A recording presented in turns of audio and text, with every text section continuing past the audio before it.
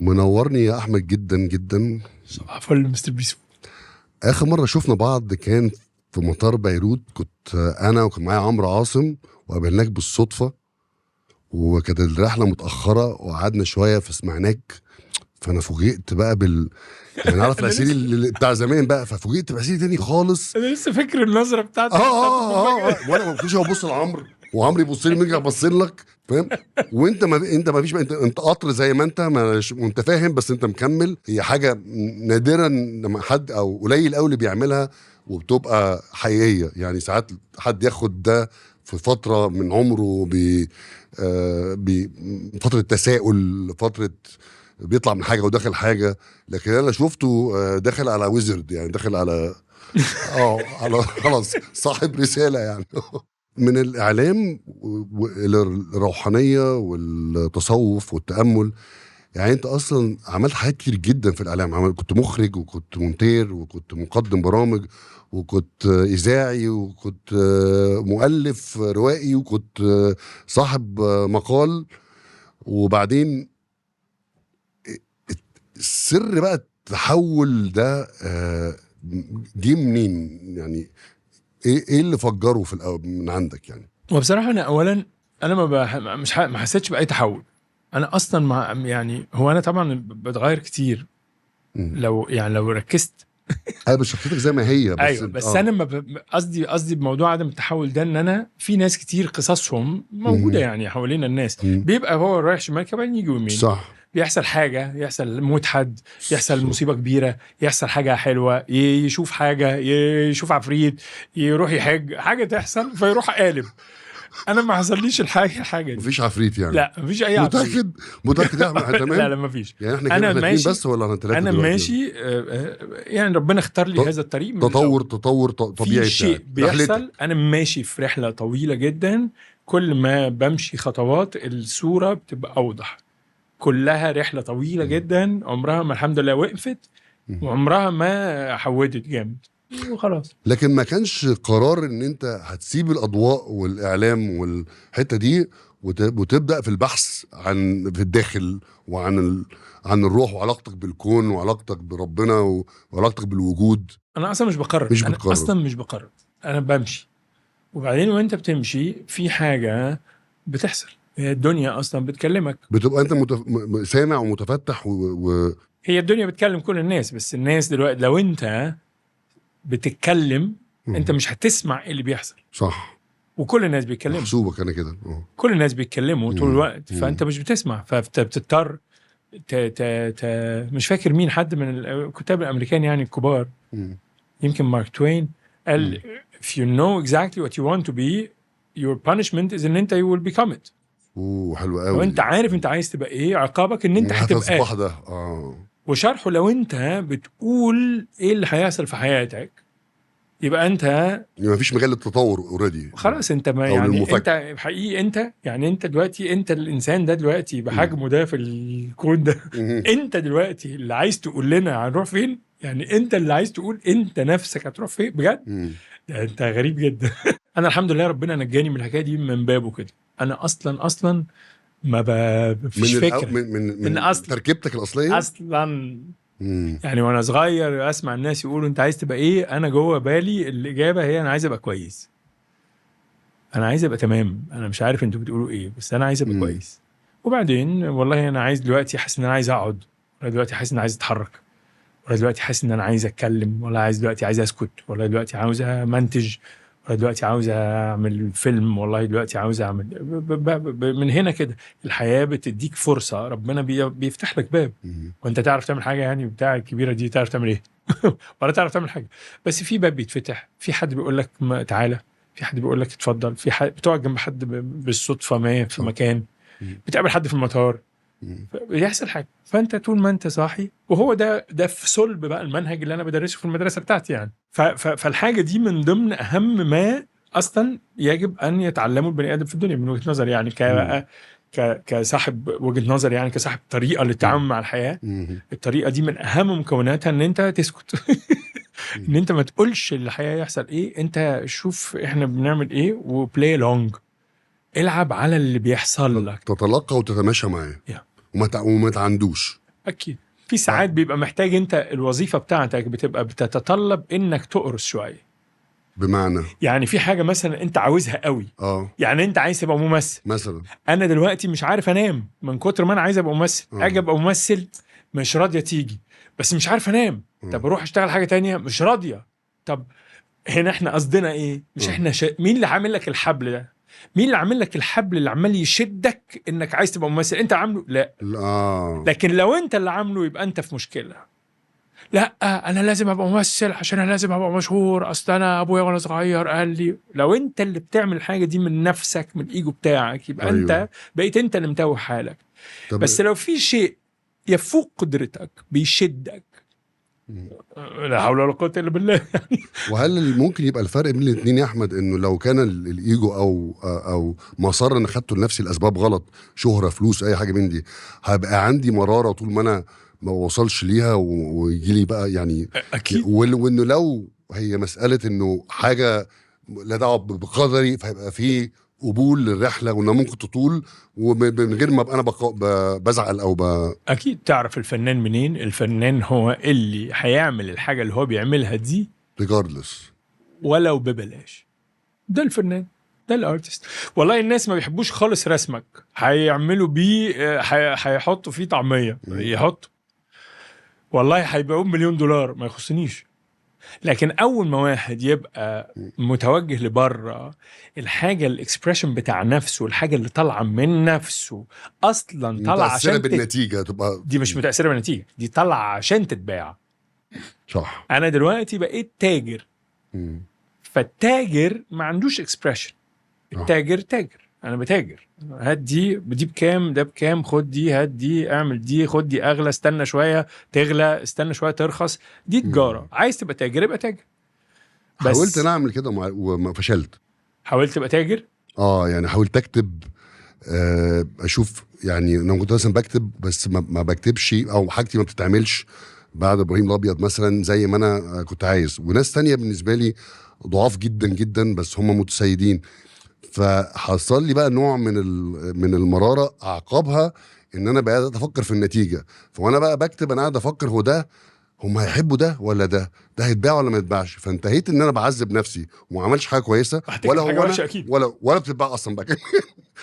هتكتب حاجه وحشه اكيد، لانه المحرك بتاعك اصلا بقى من الحاجه الوحشه اللي فيك. صح. مش الوحشه يعني، من الحاجه اللي انت بلاش اللي مش اوريجينال، اللي هي مش من الفن، اللي مش انت المفروض تمشي وراها. الحاجه اللي انت بتعملها بقت طالعه من مكان انت اصلا مش مفروض تسمعه. فانت بقيت في مشكله كبيره. انت عاوز دايما الحاجه اللي طالعه منك.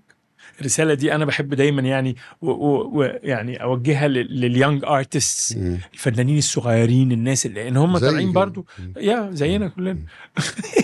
لان هم طالعين في عالم برضو متوحش، والفرص قليله، والتورته صغيره، والكومبيتيشن كبيره، واجيال فوقهم نحت التورته لما جابوا جاز والبتاع. فهم يا حرام برضو. طب وانا جوايا في حاجه، طب وانا بيبصوا لي بقرننه، طب وانا بيكلموني وحش، طب انا ماليش اسم، طب انا بتاع. فقاعد هو بيضيع. الحل بتاعك انك تتعلم تدخل جواك وتلاقي الحاجة، الموهبة اللي ربنا اداها لك دي هي نفسها عاوزة تكسبرس من غير ما انت نفسك تعوز منها حاجة، لان انت اللي عايشها. الاكسبريشن حاجة واستفادة نفسك منها حاجة. عشان نبقى حقانيين برضو، احنا بنتكلم على الحكاية بتاعت الشباب الصغير وانت صغير وكل الناس وهم صغيرين. الحكاية بتاعت ان انت تتعلم ازاي تلاقي الصوت بتاعك وتمشي وراه وتشوف صوت قدرك وما تنجرفش ورا الإغراءات اللي بتحصل لنفسك والضغط اللي بيحصل لك من اللي حواليك والسوق اللي انت فيه ورغبتك في الشهرة ورغبتك في النجاح واحتياجك للفلوس. الحاجة دي انت ما تقدرش تعملها لوحدك، الحاجة دي محتاجة مساعدة.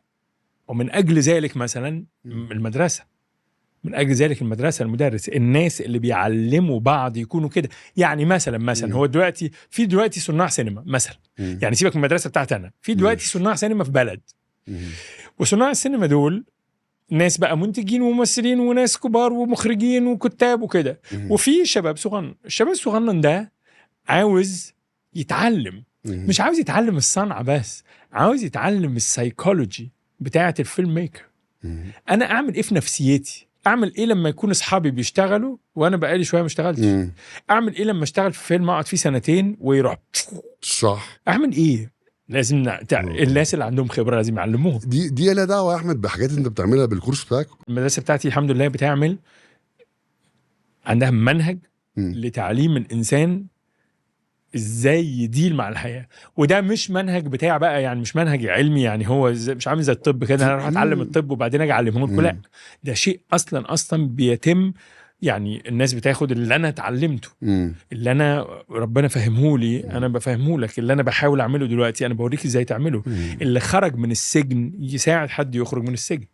صح. بس لو كل الناس مساجين، كل الناس عميان وبيحاولوا يساعدوا بعض، ما حدش هيعرف يساعد حد. لازم اللي فتح ياخد بايد التاني، وهو دي فكره اصلا المجتمع. طب احنا اللي لو بيعمل مجتمع اللي بيعمل مجتمع هو انه مظبوط. صح. الكبار يرتبطوا بالصغيرين، ياخدوا بايدهم، يعوزوهم يبقوا احسن منهم، يكبروهم، يزقوهم، يدوهم اللي عندهم، يشجعوهم، يطلعوهم قدام. احنا المجتمع بتاعنا مش عامل كده. كل واحد بيمسك في حته بيروح واقف وقافل الباب، وطبعا ناس قليلين بنسمع قصصهم وبننبهر وبنسقف لهم وكل حاجه. مظبوط. لا بص الراجل ده بيحب الصغيرين، بص الممثل ده بيشجع الممثل الصغير، بص ده بيدي افيهات للمش عارف ايه، بص ده بيشغل معاه المساعد بتاعه، بص ده بيدي المساعد بتاعه الفيلم يعمله عشان هو ده المطلوب، مش في السينما. وانت بس يعني انا متاثر بيك دلوقتي بتكلم على السينما اكتر. في كل واكس اوف لايف، في كل حاجه في الدنيا. مجتمع يعني مش كل حد منفصل عن التاني. ده يعني مجتمع. وده هو لو رجعت في الاخر لاصل الكون، بدايات الكون، ان ما كانش في تلفزيون ولا في راديو ولا في اي حاجه. كانت الناس العيله او القبيله بتقعد حوالين النار مع الصغيرين والاجيال كلها، وفي الراجل العجوز اللي عنده او الست العجوز اللي عندها خبره الحياه تقعد تحكي حاجات هم يتعلموا منها. ده ما عادش، ده تحول الى آلة بتغذيك بحاجات. والمجتمع المصري عنده المرض ده كبير. يعني احنا واحنا صغيرين شفنا الحاجه دي كويس جدا. اللي هو فكره ان هو الكبار أيوة. العواجيز بيعاملوا الاصغر منهم باحتقار. الحاجه دي غريبه جدا. انت حقير لانك اصغر من ليه؟ احنا في عندنا اصل احنا ايوه احنا تعرضنا للحاجه دي. كويس ان الاقي حد صادق يقول حاجه زي كده. انا دايما بقول كده، بقول ان طبعا ان كان في حاجه غلط تماما في تعاملهم مع الاجيال التانية. انت عيل يجيبوا عيل يشغلوه مدير. انت بقى وانت اتخرجت وانت صغير تسمي ابن خالتك، ما هو زيه زي سميه عشان اكبر منك ابيه، والتاني تسميه ابله. ايه ده؟ ابيه دي يعني خلاص، يعني حطيتني الحاجه دي على فكره مش هي الوحشه. يعني لو احنا دلوقتي هنبني علاقه فيها فورماليتيز، المشكله مش في الفورماليتيز. يعني انت هتقول لي لا انا قصدي برضو مش كده. انا قصدي انه لو انت فورمال، لو انت منشي، فانت هتخليني اقول لك يا استاذ ويا جدي ويا عمي وحضرتك وكده، مفيش مشكله. بس لازم قصاد كده انت تقول لي يا حبيبي. صح. هي الحكايه بفورمال. أؤمر يا حبيبي، أؤمر يا نور عيني. ما اوكي فورمال، انت فورمال اوكي. ايوه يا حياة ابوك اتفضلي، اوكي ماشي مفيش مشكله خالص. بس المشكله مش في كده، المشكله في عدم الاحترام. وهو ده داء كبير من وتسفيه الاراء كمان. ما هو الداء الكبير اللي موجود في مجتمعنا ده هو الداء بتاع عدم الاحترام. هو اصلا المشكل بتاعنا اصلا. لو يعني طبعا عندنا عده مشاكل، بس انا لو مسكت الحاله الكبيره وقعدت اغليها واوصل في الاخر كده هوصل ان احنا مشكلتنا الكبرى في ان احنا مش في ثقافتنا اننا نتعلم نحترم الاشياء ولا الناس، وهما الاثنين حاجه واحده. بص على الشجر تعرف ان احنا في مشكله في عدم الاحترام. بص على النيل تعرف، شط البحر تعرف، الناس وهم صغيرين تعرف، الجامعه تعرف، الصغير تعرف في مشكله احترام. الناس للحياة. اللي بيفكروا الناس اللي هي مشكله احترام اصلا. مشكله تعرف على الكونسبت. انت عاوز تقدم الحكايه دي. عايزين نحترم، نتعلم موضوع الاحترام. كل اللي عندك دلوقتي، كل الكلمه دي انت وانت صغير ما سمعتهاش ابدا غير في كونتكست واحد. لو انت مش عاجب حد من الاكبر منك يقول لك احترم نفسك. صح. وهو مش قصده كده، هو قصده احترمني انا بس. صح. هو ده الكونتكست الوحيد. والله صح. فانا بستغل الفرصه دي لما الموضوع ده يتفتح في اي كونتكست انا عاوز اتكلم عنه. انا عاوز اتكلم عنه يا جماعه، اهتموا بالموضوع ده. الموضوع ده بيحصل ازاي؟ بيحصل بان انت الاول تروح داخل في نفسك انت وتروح مراقب هو انت بتحترم ايه اصلا بقى.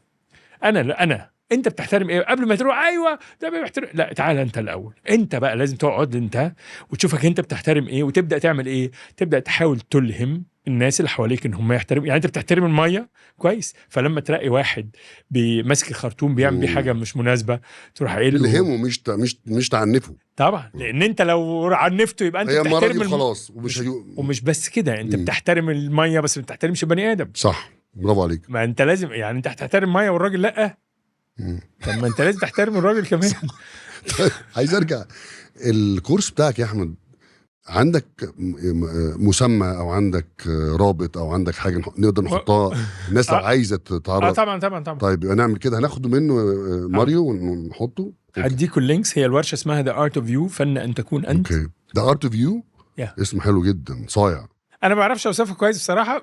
عندي وصف كده يعني لو عرفت تحسنه ارجوك اتفضل. بس بقول عليها ورشه اصلاح بني ادمين. والله مش وحشه على فكره، بحس كده مش وحشه عشان هي هامبلنج. هي بتجبرها اللي هيجي لك يبقى متواضع. ده جزء طبعا من المثل، لان انت ما تجيش بقى وانت بقى عامل لي بقى بالظبط. لان دلوقتي اصل انا مشكلتي، اصل انا بحس لا هو جاي يتصلح. احنا في العصر اصلا بتاع انه في تضخم في المعرفه، وكل الناس فاكرين نفسهم عارفين الحاجات. كل الناس فاكرين نفسهم عارفين الحاجات، عارفين الحق وعارفين الله وعارفين الشرف وعارفين الوطنيه. كل الناس فاكرين نفسهم لان احنا عندنا a lot of talk، سمعنا كلام كتير وحافظين كلمات كتير، فاكرين نفسنا عارفين الحاجات ما بتعرفش كده. وطبعا معنى ورشه اصلاح البني ادمين دي مش يعني ان انا بقى اللي بصلحك، لا، انا ربي اصلحني. انا ربي اداني حاجه انا بديها لك، ربي علمني طريقه انا بعلمها لك. هو اصلا العلوم كلها بتنقل كده، ان ربنا بيفتح لحد حاجه من العلم وبعدين انت تشتغل مدرس تعلمها. ربنا بيفتح في واحد اتعلم يتني الخشب اول مره، في واحد اتعلم يسيح الحديد اول مره. هو جابها من عنده يعني؟ لا، ربنا علمها له وهو بينقلها. بس الموضوع بسيط. كله لله، كله فضل. ما اصلا الانسان ما بيطلعش حاجه، الانسان بيطلع عماص وبرابير وكده. الانسان ما بيطلعش حاجه. الحاجه اللي بتطلع فينا دي الهام من او اكيد كله من صاحب الامر. فبس يعني عشان هو التواضع اللي مش للناس اللي بتحضر بس، ليه قبلهم يعني. الحمد لله. وده مدته بتبقى قد ايه؟ هو بيكبر اونلاين يعني اونلاين ولا في مكان؟ اوكي، يعني هو في مكان وكان الورشه الاونلاين مفصوله في يوم تاني، وبعدين مؤخرا حطيتهم على بعض فبقيت احط الكاميرا يعني في المكان. ففي جزء حاضر وجزء ولا جزء عشان الناس اللي بره والناس اللي في التجمع ما بيقدروش يجوا. اوكي. فهي بدأت الورشة بأنها كانت 8 أشواط، يعني 8 أسابيع، 8 محاضرات، ودلوقتي بقت 13، كبرت. الوقت بيبقى مدة السيشن بتبقى ايه؟ يعني حوالي 2.5 3 كده. انتنس. اوكي. يعني لازم الإنسان بحب القعدة على الأرض عشان لازم تبقى قاعد كده مش تلقي عشان حاجة تهبط عليك كده. ومسموح ان انت تدوز اوف، يعني لو هتنام شوية انت وانت بتنام بتسمع. يعني في ناس اصلا ما تفهمش غير وهي نايمة. فمسموح يعني في الحاجة دي. الحمد لله، يعني نعمة كبيرة من ربنا. الحمد لله انه يديني المساحة دي، يعني ان انا اعمل الحاجة دي الحمد لله. وتشوف بقى الناس برضو الورشة بقى لها 9 سنين. بتشوف ناس وهي كبرت، تشوف ناس وهي اتغيرت، تشوف الناس وهم حد مات لهم وعرفوا يتصرفوا، وتشوف الناس وهم في مصيبة وطلعوا منها وعرفوا يتعاملوا معاها. فبتحس الحمد لله بالنعمة دي وهي بتنتشر كده، وحاجة الحمد لله. الاختيار اللي انت عملته اللي هو في الطريق لانك تلاقي نفسك وتتحد بقى مع الكون والخالق وكده، لابد برضو ان هي لو قارناها بالشغلانات والبروفيشنز اللي انت عملتها قبل كده، فمؤكد انه دخلك هيتأثر. اول حاجة هي انه يعني كويسة. اول جملة اللي انت طلعت منك دي جملة تأديبية مهمة. ليه؟ لان انا اولا انا الحمد لله انا ما اضطريتش، انا ما علمتش نفسي الحاجة دي. يعني أنا أصلا أنا بتوجه بنفسي ناحية الاتجاه اللي أنا متأكد انه بتاعي، مش اللي هستفيد منه اكتر ولا هكسب منه اكتر. بس من الادب عدم اغفال ان انا برضو الحمد لله عمري ما كنت يعني ساكن تحت الكوبري. اوكي. فما اقدرش فبقى انا قليل ادب لو قلت ان انا لو كنت ساكن تحت الكوبري انا كنت هعمل كده برضو. ايوه فهمت. اوكي. بس اعتبروني مش قليل ادب وبقول كده برضو. ليه؟ لان انا اصلا القرار ده ما بيدخلش، يعني المعلومه دي بتاعت هو هيحصل ايه ما بيدخلش من ضمن القرار اصلا. انا بعمل اللي انا مصدق انه بتاعي، بس الحاجه دي ماليش فضل فيها اصلا. انا اصلا لقيت نفسي عامل كده. وشايف ليه؟ يعني لو انا سئلت عن ليه كده، عشان احنا هنخليك تعلم الناس حاجة عن الموضوع ده، فاحنا اديناك بونص. ما هو ربنا دايما الحاجة اللي بيديها لك عشان تعلمها مش هخليك تبدأ من زي ما بيبدأ التلميذ، مش هتلحق. صح. هنديك شوية حاجة لو اشتغلت بيهم ووصلت المكان اللي احنا عاوزينك دلوقتي نخليك تدي لنا حاجة. وصحيح. فانا اعطيت هذا الشيء وشاكرا ربي عليه، مش ما عملتوش. واحد. اتنين، مش كل الناس زي بعض. في ناس شغلتهم في الدنيا ان هم يعملوا حاجات معينة، مش لازم يبقى هو ده النداء بتاعه وهو ده تحقيق، مش لازم خالص. لان ربنا مش عاملنا كلنا عشان نبقى بيكاسوس، وربنا مش عاملنا كلنا عشان نبقى اختراعات، مش عاملنا عشان نبقى عباس وعسيري وكده. لا، هو عامل ناس كتير عشان يشتغلوا في مصلحة البريد، وعامل ناس عشان يشتغلوا في كوبانية المية، وعامل ناس عشان ينقلوا الأكل بتاعنا ويأكلونا كتر ألف غيرهم، وعامل ناس عشان يشيلوا الزبالة، وعامل ناس عشان ينظفوا الأرض، وعامل ناس عشان يكنسوا الشوارع. مش دول مش بره المشهد وإحنا الأبطال المشهد، لا. الحياة دي مكونة من كل من فيها، كل الناس دول أبطال المشهد. فاحنا الحكايه بتاعت ان انت لازم تلاقي شغفك وانت موهوب قوي وانت جامد جدا في حاجه بس انت محتاج تلاقيها، ده كذب بصراحه. بيخلي الناس كلهم يقعوا في فخ ان هم محتاجين يبقوا سبيشال. لا، انت صح. مش محتاج تبقى سبيشال، انت محتاج تبقى شريف، انت محتاج تبقى صادق، انت محتاج تبقى امين، انت محتاج اذا عمل احدكم عملا ان يتقنه، انت محتاج تبقى محترم، انت محتاج تحترم الحياة والبشرية والأرض اللي انت عايش عليها والمية اللي بتستهلكها والبني أدمين اللي شركائك في الكوكب. انت محتاج الحاجات دي، مش محتاج تبقى مميز وعظيم. لو بقيت كده انت هتبقى كما يحبك الله. طز في المميز. مش عايز تبقى مميز، لأن برضو ما أكتر المميزين البائسين والموهوبين جدا وينتحروا ويعمل، لأن انت مش هيحصل لك حاجة. انت لان كل ما هو خارجي في الاخر مش هيديك الاجابه الاجابه الوجوديه بتاعتك اصلا. ونفس البني ادم على طول طماعه، والبيت بيبقى الميل او اكتشاف انه البني ادم خد خازوق في حياته، انه وصل للمجد ووصل للفلوس ووصل لحاجه، لكن عنده خواء رهيب.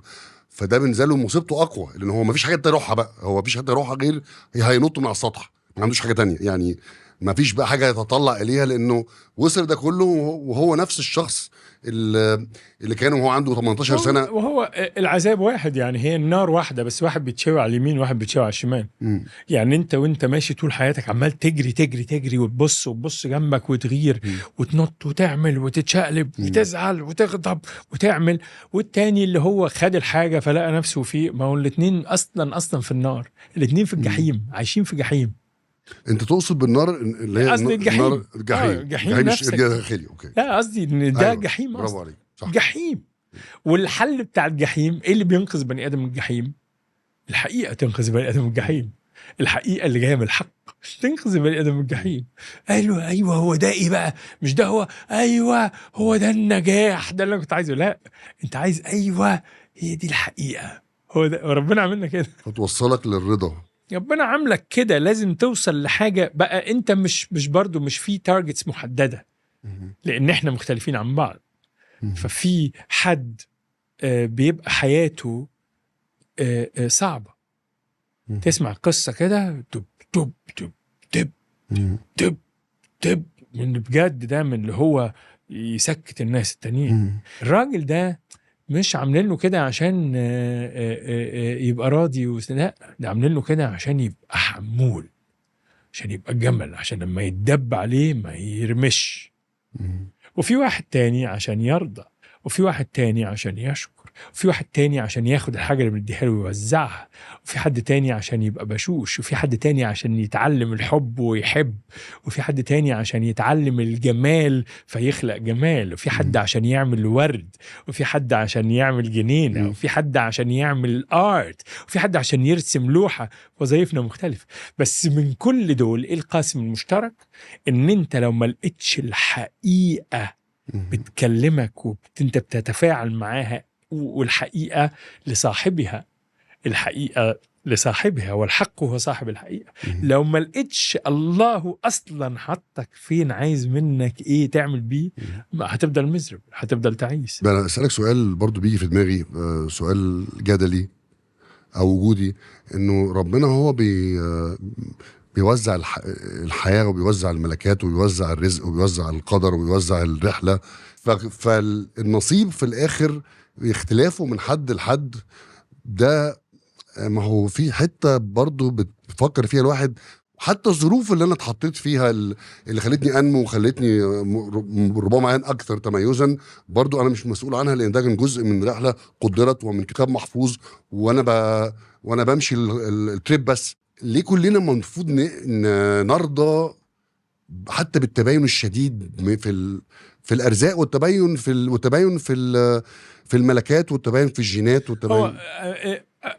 اول الاجابه هي ان انت شغلتك ترضى بما قسمه لك الله، لانك لو ما رضيتش هتبقى تعيس. اول حاجه ان انت لو ما رضيتش هتدخل الجحيم في الدنيا ومش هتعرف تطلع. ادي اول حاجه. فالاول سبب مش لاي حاجه كبيره ولا حاجه، ده عشانك انت مش عايز. ايوه طب بلاش اتعذب زي ما انت عايز، خش النار.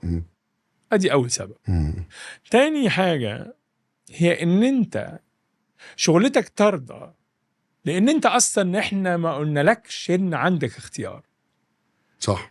لما انت مخك نفسك بتستعمل عقلك في انها تصور لك كذبا ان انت اصلا راضي، اي موافق او مش موافق، انت بتكذب. لان انت اصلا احنا ما بنسألكش انت موافق ولا مش موافق، احنا هنعمل فيك ما سيجري عليك. ده ما فيهوش ممكن يبقى احساس للناس بان هم مظلومين او مهضوم حقهم او حاجات كده؟ لما انت يهضم حقك من هو زيك ازعل. يعني لما نفسي دلوقتي انا وانت زي بعض، بنشتغل في بنك في نفس الوظيفة، فانت يدخل حد يرقيك وما يرقينيش، وانا عارف اللي فيها، عارف ان احنا بنعمل نفس الحاجة، بنشتغل بنفس الطريقة، عارف ان احنا حتى اصحاب، يعني مع فرض ان انت تقدر تعرف وانت ما تقدرش تعرف. بس لما يحصل كده انت تحس بقى بظلم. اوكي، اولا انك عارف اللي فيك واللي في صاحبك، وعارف ده جاي من مين. لكن في الأرض دي اللي فيك أصلا أنت ما تعرفش أنت فيك إيه. فممكن واحد عشان كده لا يسخر قوم من قوم عسى أن يكونوا خيرا منهم. لأن أنت ممكن واحد اللي مش عاجبك ده يبقى أنت هتبص عليه يوم القيامة تلاقيه إيه ده؟ إيه الصاروخ ده؟ ده صاروخ، هو كان بيعمل إيه؟ مش عارف، لأن أنت ما تعرفش أصلا إيه جوه الناس. وبرضه يا سيدي أنا بفكر بس سوري بس عايز الحاجة دي. فواحد أنت ما تعرفش اللي قدامك ده تقيمه أصلا عشان تشوف هو واخد إيه ومش واخد إيه. واحد. اتنين، أنت أصلا لما عقلك يعامل الله زي ما بيعامل البني أدمين، أنت شغلتك إنك تؤدبه. لأن عقلك دلوقتي وهي نفسك بتعمل كده، هي بتعمل فعل قليل الأدب. الله لا يسأل عما يفعل. ليه؟ لأن هو كده. لا أنا عايز أسأله. تدخل الجحيم، مش الجحيم ده صح. دلوقتي صح. لا ليه يا رب انت خليك اوكي. وممكن مش معنى ان انت في الجحيم في الدنيا ان انت مصيرك وحش، ان ساعات في ناس ربنا بيسويهم كده من هنا ومن هنا، بيروح فاتح له الباب. ما بنقولش حاجه، بس انت دلوقتي حالا لو سألت الله ليه يا رب عملت كده، هتدخل الجحيم دلوقتي حالا، وما حدش يعرف يطلعك غيره هو كمان. اللي انت مش عاجبك، اللي انت مش عاجبك فعله، هو الوحيد اللي يقدر ينقذك. الله هو اللي بيملك الجحيم والجنة، هو اللي عنده المفاتيح، هو اللي يقدر يخرج من هنا ومن هنا أو من هنا لهنا، هو الوحيد. كل اللي انت ممكن تتساءل عليه او ما يعجبكش او يبقى عندك مرارة ناحيته، هو كله اجاباته جواك، مش يعني الاجابات اللي جواك هي الاجابات هي الحياة الربانية برضو، ان احنا مش منفصلين، احنا جزء من ربنا. هو طبعا الحكايه بتاعت الجزء دي مشكليه شويه، فانا استبدلها بحاجه اسهل منها. انت دلوقتي البشر اللي قدامك دول هم اصلا لا يملكون افعالهم نفسها. يعني انت دلوقتي في واحد هنا واقف وحش، يعني جوه راسه وحش، هو شرير، هو لا ما عندوش زرار ممكن يدوس عليه فيبقى طيب. واحد مجنون ما عندوش زرار يدوس عليه فيبقى عاقل. واحد طب كيف يعني دول يحاسبوا ازاي؟ هيحاسبوا زي ما العدل بتاعهم ان يحاسبوا اللي احنا ما نعرفوش، رب العالمين. هو انت اللي يعني احنا ما نعرفوش. انت دلوقتي لو راجل حكيم، انت دلوقتي يقول لك القاضي ده لا يظلم عنده احد، راجل بني ادم من لحم ودم، وعرف بين الناس انه كان يعني عنده من الحكمه اللي ربنا مديها له والقدره على النظر في الامور، انه هو ما يظلمش حد. امال الله يبقى ايه؟ الله من غير ما اسمع القصه صح لا يظلم احد ولا يظلم ربك احدا. مفيش هزار. طب احنا هنعمل ازاي الراجل بقى اللي هو مولود في كمبوديا بيدخل المعبد البوذي؟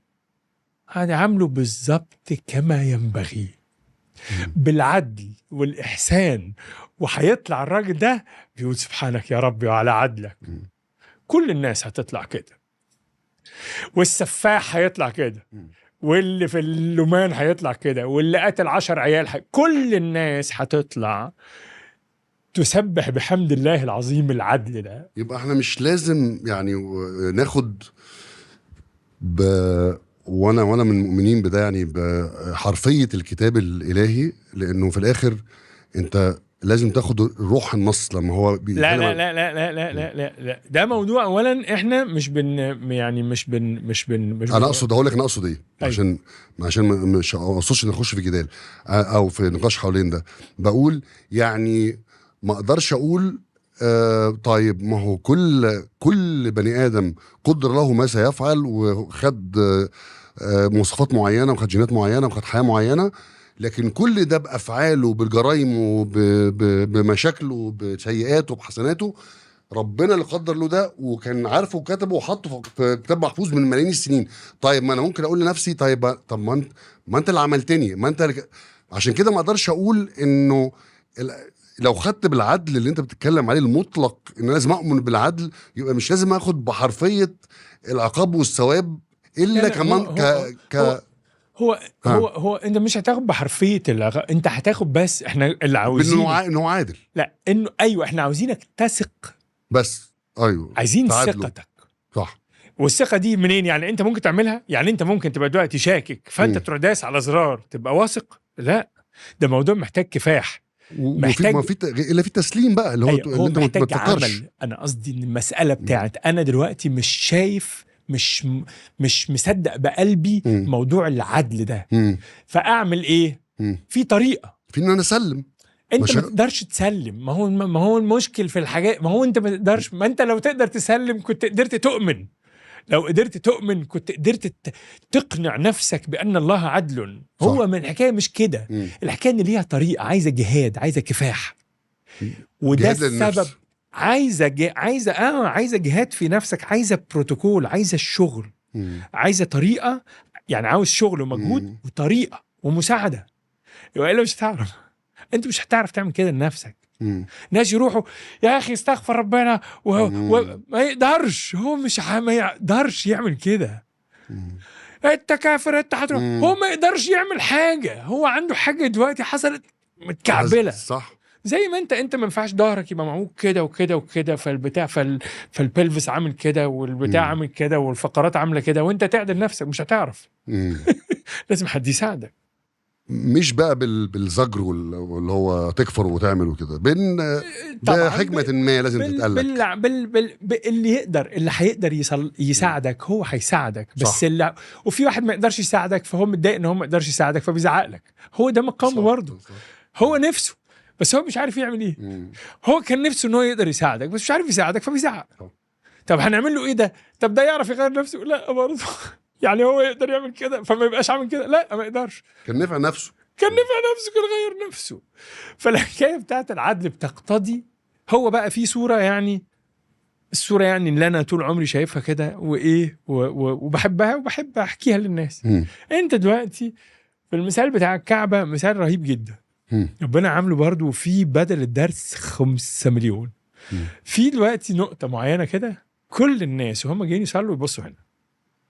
طب انت اصلا انت في صحن المسجد الحرام، انت واقف بينك وبين الكعبه، انت في اول صف واقف بينك وبين الكعبه مترين باصص هنا. وفي واحد في منغوليا، وفي واحد في الاسكا، وفي واحد في النرويج، في واحد في منيا القمح. كل واحد من مكانه متوجه. وفي واحد بينه وبين اللوكيشن متر، وفي واحد بينه وبين اللوكيشن 5000 فرسخ. كل الناس عندهم وظيفة في التوجه، بس مش كل الناس عندهم نفس الحمل، ولا كل الناس عندهم نفس الظهر، ولا كل الناس عندهم نفس العضلات، ولا كل الناس مطلوب منهم نفس الحاجة. كل الناس مطلوب منهم التوجه. كل الناس مطلوب منهم. الله عدل يعني ايه؟ يعني انت مطلوب منك الصدق وانا مطلوب مني الصدق. وكل الناس مطلوب منهم الصدق، مش مطلوب منك توصل مكان ما. لا، أنا اللي بوصلك، الله اللي بيوصلك. أنت مطلوب منك الصدق. الله يعني أنت مطلوب منك الصدق وأنا مطلوب منك أنت مطلوب منك ما تبصش على اللي جنبك وتتمنى ما عنده، وأنا كمان مطلوب مني كده. أنت غني وتبص على اللي جنبك تقول إيه ده مراته عجباني قوي. وانا فقير ابص على جنب اقول ده عايز فلوس. وده معوش عربيه فبص على العربيه، وده معوش شبشب فيبص على الشبشب. كله عنده نفس الشغله. ما تبصش على اللي جنبك وتتمنى ما عنده. لا تتمنوا ما فضل الله به بعضكم على بعض. كلنا في واحد عنده يخت وبيبص لصاحبه اللي جاب اليخت اللي اكبر منه وغيران منه طبعا. واحد معاه سندوتش معاه عيش وبيبص اللي جنبه غيران ان التاني معاه صباع كفته في السندوتش. وانت تخيل نفس الحاجه، تخيل كل البليونيرات اللي احنا نعرفهم اللي عنده 5 عنده 9 عنده 10. ده اكيد لما يبص لواحد زي ايلون ماسك مثلا حد عنده 700 حاجه و90 مليار، اكيد هو فقير جدا يعني. الا من يرضى اللي يرضى باللي معاه غني. يبقى فكره ان انا اؤمن ان انا اصدق واؤمن بخطه ربنا، انه في الاخر احنا كلنا هنروح في حته كويسه لو سلمنا للي هو اداهولنا. بصراحه قبل نروح اصلا قبل ما نروح احنا ايه شغلتنا؟ الوظيفه اللي انت عاوزها الاول، الحاجه اللي احنا واخدينها في الدنيا. فهمتك. لازم دي اللي يعادل التفكير فيها. ايوه الايجو بتاعك، لان هي ده المدخل. صح. نفس البني ادم بتبص لما عليه الحال في الدنيا وتظن ان ده حلو او وحش، تظن ان ده مكافأة او عقاب، تظن ان ده باظت مني او شهيصت عليا. وهو اصلا ده ما هو الا ان احنا عاملين لك اختبار. ما انت واخد حاجة في ايدك والله عايز منك حاجة معينة تعملها بيها، وانت عاوز تعرف الله قصده ايه بالحاجة اللي اديها لك عشان تعرف تعمل بيها ايه. في واحد خد البتاع ده، واحد خد حتة ذهب كبيرة، وحد خد ألماظة، وحد خد طفل، وحد خد بيت، وحد خد أوضة، وحد خد خزو، وحد خد مرض، وحد خد كانسر، وحد خد وجع، وحد خد مرض نفسي. كل حد خد حاجة. أول حاجة بتعملها نفسك إنها بتبص في اللي جنبك وتقول طب مش معنى ده؟ صح. تلبس على طول، اطلع بره. اتعلمت الدرس ده، تلعب. أول درس اتعلمه ما تبصش على اللي جنبك وتقول هو اشمعنى خدت شنطة دي وأنا ما خدتهاش. أول ما تبقى فاهم إن أنت وظيفتك في شنطتك، خليك في اللي احنا حطيناهولك، هو دي حاجتك. ما تبصش جنبك. ولما تيجي، طب ولما عيني تيجي على اللي جنبي تلمها. غض البصر مش على الستات بس، يعني عينك جت، انا عيني جت على حاجه من اللي في شنطتك وعجبتني، الم عيني. تلم عينك عشان تساعد نفسك، لان نفسك عاوزه تدخل في شنطه الاخرين. صح. وتقارن. صح. فانت اول ما تخلص الدرس ده دلوقتي بدات تلعب. هتلعب ايه بقى؟ هتلعب ان ربنا عامل لك بازل بالحاجات اللي في شنطتك دي. ما هو الشنطه دي على فكره مش شنطه انت بتاخدها في الاول كده وتسلمها، يعني مش عامله زي عارف المسائل يدخل السجن ويروح سايب حاجته وبعدين يدوها، لا. هي الشنطه اصلا اورجانيك، دي الشنطه اللي ربنا مديها لك. فالشنطه دي بتتغير كل ساعه، يعني الانجريدينتس بتاعتها بتتحرك. في حاجات ثابته زي انت وانت مين وجيت منين وجيناتك مين وعيلتك مين وعامل ازاي وكده. بس النهارده انت لقيت في شنطتك ايه؟ لقيت في شنطتك اكتئاب. وكان ايه كمان في شنطتك؟ وفي شنطتك كان في انك في مشوار لازم تروح، لان انت لو المشوار ده مش لازم تروحه وانت مكتئب ما كنتش هتروح. فبقى في النهارده في شنطتك الاكتئاب والمشوار اللي لازم تروحه والراجل الجنايني وابنه والضحكه بتاعته والفكره الحاله اللي سمحت لك انك تدخل تدخلهم في الموضوع، لان انت كان ممكن هم يبقوا بيضحكوا وانت بتدور على حاجه في العربيه ما تشوفهمش اصلا. صح. فان انت تشوف كل ده في شنطتك. انا بقى الله رب العالمين راح مديك النهارده اكتئاب بس حاف، هتعمل بيه ايه؟ طب والنهارده اديتك اكتئاب ومشوار وجنايني، هتعمل بيهم ايه؟ وبكره اديتك اكتئاب ومصيبه، هتعمل ايه؟ وبعده اديتك اكتئاب وواحد صاحبك بتحبه، هتعمل ايه؟ وبعده اديتك اكتئاب واختك جات تديك حضن، هتعمل ايه؟ كده البازل انت عاوز كل يوم تركبها بأحسن ما عندك. هو ده اللي ربنا خلقنا نعمله في الدنيا. لما عملت يا احمد حصل لك التغير ده وسبت الاعلام، كان رد فعل الناس والجمهور معاك كان ايه؟ هل فهم ده ولا اتلخبط ولا قلل من التجربه ولا حكم عليها غلط؟ يعني ايه اللي حصل؟ ايه اللي خدته من حواليك وقتها؟ يعني مش بهتم بالناس شايفه اللي انت عملته ازاي وكده، لان هو اصلا اللي انا عملته ده هو حاجه كبيره، يعني حاجه انا حياتي بتتغير وبتعلم حاجات وربنا بيفتح لي مكان جديد وبيقول لي بدل ما تقعد هنا تعالى هنا، وبدل ما طبعا دي حاجه على المخ كده يعني انا ماشي بالعكس. انا اول شو عملته في حياتي كنت بطلع على التلفزيون والراديو يوم الخميس بالليل الساعه 8 مصر كلها تسمعني وهي رايحه الساحل، وعلى القهاوي على قناه مزيكا، يعني كان في مزيكا وميلودي بس، قهاوي مصر كلها تمن شعبي وكافيهات ومافيهات. في عندنا محطتين، فانت عندك 50% تشانس انك تبقى بتتشاف على القهوة يوم الخميس بالليل، وكل الطابور بتاع الساحل ده بيسمعني في العربية. واي اندد اب عندي محطة يوتيوب عليها كم ألف حد من المخلصين بحبهم قوي، لأن دول سميعة كيفة فريجة عارفيني. كل واحد فيهم بيبعت لي رسالة كأني صاحبه، وانت السبب في ان انا اتجوزت مراتي، وانت اللي علمتني مش عارف ايه، وانت اللي سيبتني ايه، وانت اللي خلتني ايه. الله اكبر، الحمد لله والله الحمد على الحاجة دي. وبعدين نبدأ نتكلم بقى. فالحبيبة دول انت فين وحشتنا، دول جزء مهم جدا من الحاجة اللي بتخليني انا ازق نفسي ان اشتغل. وفي اللي هم انت اللي هم دول اللي بيكلمك من ده بصراحه كانه مش موجود بالنسبه لي دايما. انا اتعلمت ان انا يعني احترم وجوده، واتعلمت ان انا ما اتمنالوش الشر. زمان كنت بكرهه، كنت بكرههم وكنت بيضايقوني وكنت بعمل كده. دلوقتي بقيت بس يعني عارف ان هم ليهم دور بيلعبوه، فعشان كده هم عاملين كده. بس ما تحملش اذاهم ولا حاجه، بس يعني تصالحت مع برضو مع ان الله عايزه منها. لو مش عاوزه منها ما كانوش بقى موجودين. هو عايزه منها. جزء من امتحاني انا، جزء من امتحاني ان انا ما اغضبش عليهم، ان انا ما اشتمهمش، ان انا ما اعملش كده. خلاص بتاخد الامتحان، طلعين لك في قفتك واحد جاي يشتمك، هو جاي يشتمك، شوف هتعمل معاه ازاي. فالحاجه اللي بتحصل اكبر من راي الناس فيها ورايي انا فيها. هو ده اللي حصل والله. الله جاب الله خد الله عليه العوض. والله ادي شو كبير، ادي شو صغير، ادي 1000 نفر بيسمعوك في لايف، ادي مش عارف كم واحد بيسمعوا. مش هو ده الموضوع. ركز في اللي انت بتعمله. هل انت ليك يعني احد الروافد بتاعتك في التغيير ده حاجه زي الصوفيه مثلا، ولا انت مالكش علاقه بيها؟ بتحبش تسميات انت شكلك. طبعا ان هي بتحبسك. بس صح. هو في يعني من الاخر كده، من الاخر المشايخ الكبار لما سواء كانوا موجودين ولا مشيوا، لما تعمل معاهم كونكشن وانت في الطريق الى الله بيروح حاصل لك كده من الاخر.